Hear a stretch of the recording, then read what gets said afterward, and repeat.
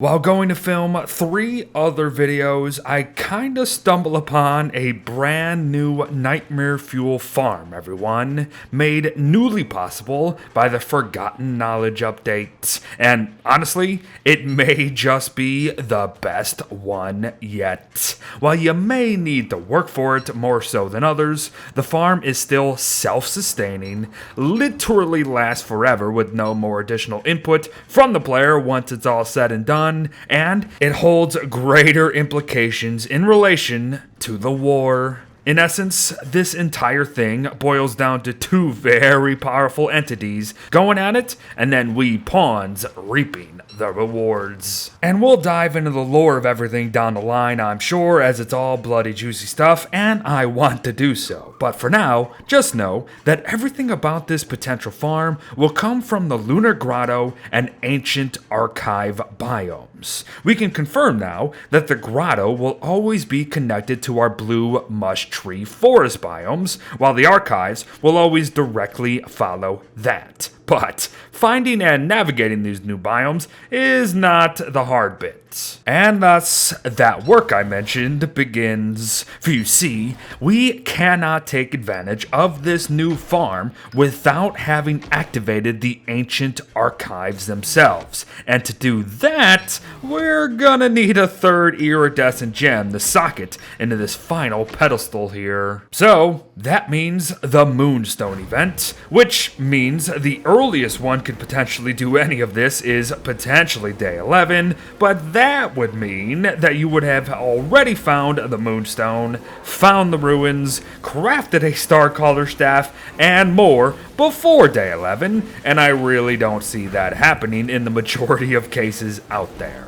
But whatever the case, be it day 11, 31, or beyond on another full moon night, we must complete this event one way or another. Because once we do, and hopefully you have also crafted a deconstruction staff from the ancient pseudo-science station along the way, we will need to deconstruct our new Mooncaller staff that we got from said event. So do so, and the 3rd and final iridescent gem is yours to do so with as you please. Then again, the bloody thing only has 3 dang uses anyways, and 2 of them are complete wastes of time. So I would choose to head back to the archives, socket the gem, and not only will all of the archives awaken and sound pretty darn spooky for a little bit, the borders of the Blue Mush Tree and Lunar Grotto biomes will become an absolute war zone.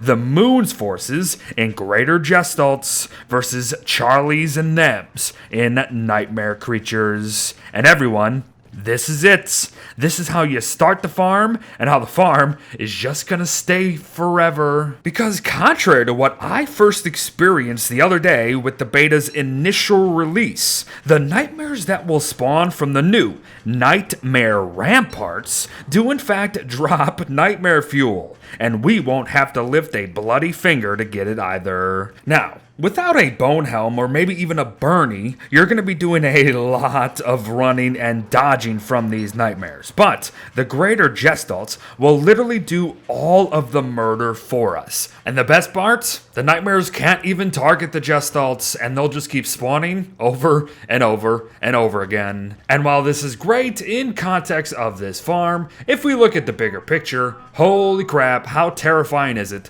that them and Charlie and their army of nightmare creatures stand no chance against the moon. Yep, that's a thing. Oh, and I even took away an iridescent gem to see if things would continue or the ramparts would despawn, and sure enough, they did, and they didn't. Both at the borders and within the grotto itself, terror beaks just continued to spawn over and over and over again.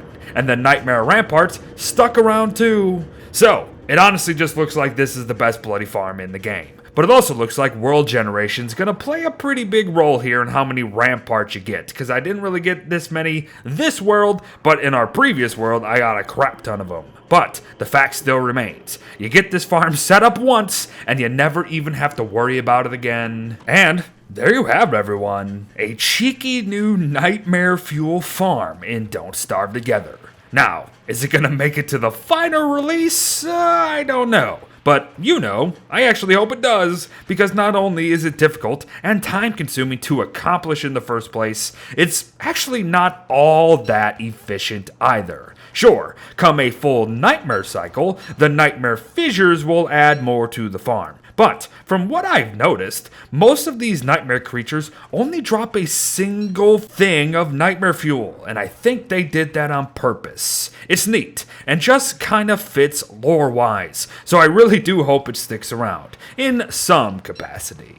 Oh, and FYI, the fissures only begin forming following an activated archive as well, but will also continue to come back each cycle afterwards too, even without all 3 iridescent gems socketed. But thanks for watching, folks. Well wishes to all. Have fun with this guy, and I'll see ya in the next one. Bye-bye.